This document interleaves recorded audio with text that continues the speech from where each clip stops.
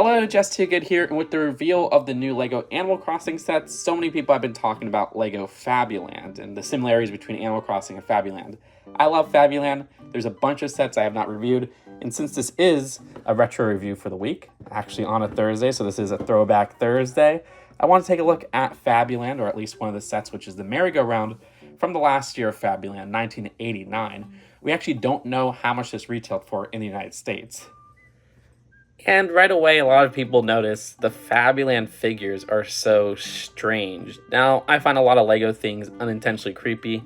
I don't really find the Fabuland figures creepy, though. I guess I'm so used to them. But I do like the earlier versions.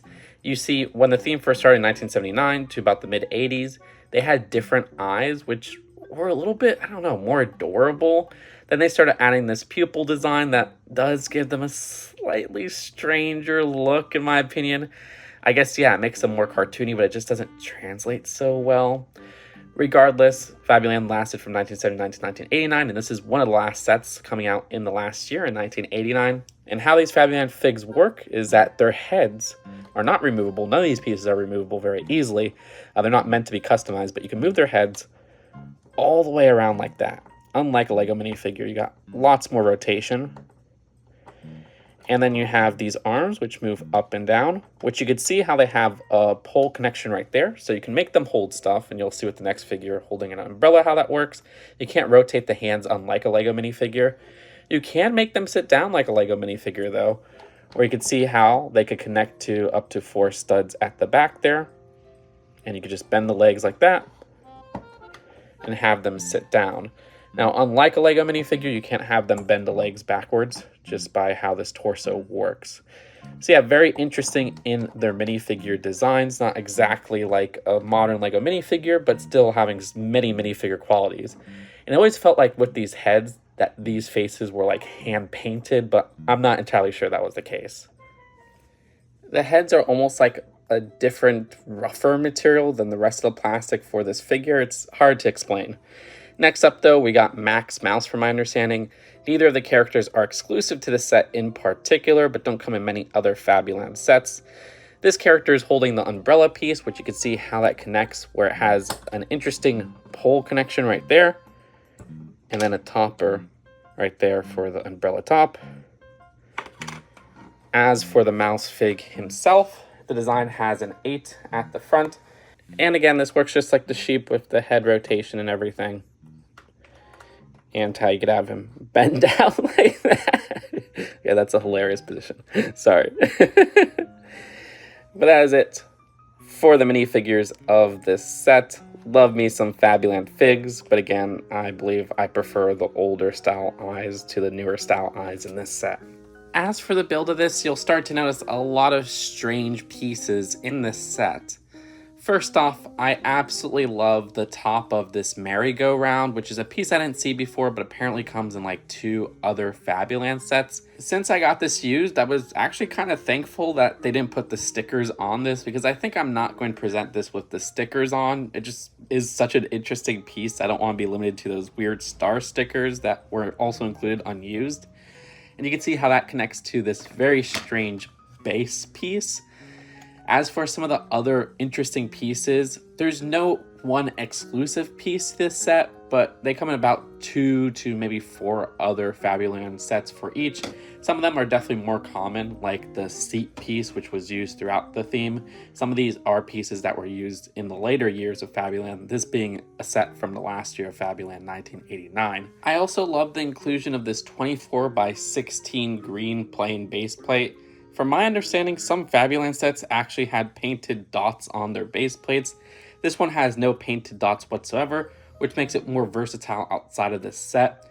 And it's actually a base plate that they used until I think about 1999. Some classic buckets used it, but it's a base plate size we never get nowadays. Regardless, I love how this merry-go-round works, where you could just spin it at the top there.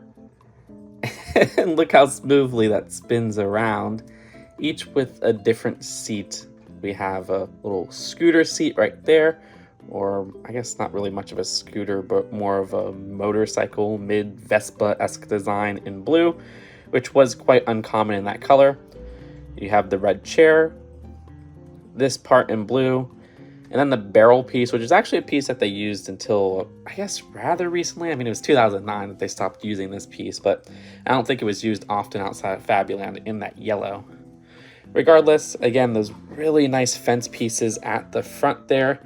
You have the classic flower pieces as well, which are also from my childhood outside of Fabuland, where they were using like classic buckets.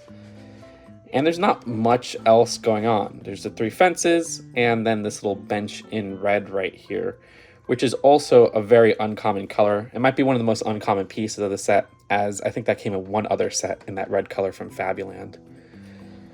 But yeah, very simple build, but still a substantial play set. The actual merry-go-round itself, on the topic of Animal Crossing, reminds me of the Animal Crossing item merry-go-round. Yeah, I think Just 2 Mom has that in her village, so I'm very used to hearing that song. But that's about it for the builds of the set. Let's take a look at the packaging and then the final verdict. As for the box, I'm not sure if this is the US box or a European box. From my understanding, these later sets maybe weren't released in the US, so I tend to lean towards this being a European box. You can see how they actually have a spot to have your minifigure at the front there advertised, but I did get this used, so didn't really advertise that. Love the boxes here. This is from 1989, which is crazy. Last year's of Fabuland. Rest in peace, my lovely theme. That has been reborn in LEGO Animal Crossing. As for the instructions, these are so cool because they were illustrated with a little story. I mean, they hand drew each step. Isn't that absolutely crazy? You can see that this is an English one. Sometimes I have ones in different languages.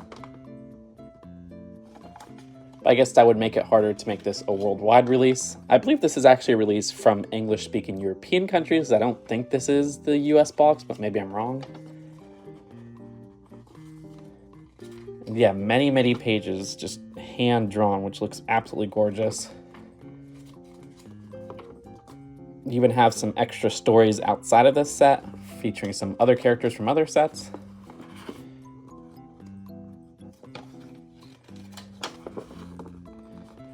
And this set as well. Your characters and a bunch of other sets from around the time. And then an ad and back for a bigger set. It's always fun to look back at Fabuland, a theme that means a lot to me. And now with all the talk of Animal Crossing, of course, it's especially interesting to see how this does have some new parallels to the Animal Crossing line. I personally would prefer if Animal Crossing used base plates like these sets, but I do think the Animal Crossing sets are a little bit less juniorized. Like, yeah, I love the specialized pieces here, but this is only, what, like 25 pieces? It is better to get something that's a little bit more detailed and made out of a bunch of bricks, so it gives more of that system feel. Regardless, I love the design here, which is unparalleled by any releases nowadays. Just a small merry-go-round is absolutely lovely to get. And the piece selection has some of the more interesting pieces out of such a small Fabuland set. And if all things considered, I'd rate this one like an 8 out of 10, but I don't know the price, so just keep that in mind. Yeah, very strong set for our retro review this week. Let me know what you think in the comments below. Subscribe here for more retro reviews. We do one a week. And check out my LEGO Animal Crossing theme analysis, because I put a lot of work into that. Didn't get too much traction, and I'm like, oh, I really spent time on that. I'm a huge Animal Crossing fan, so all you have to do is just click on that video. I'll see you later. Peace out. Bye.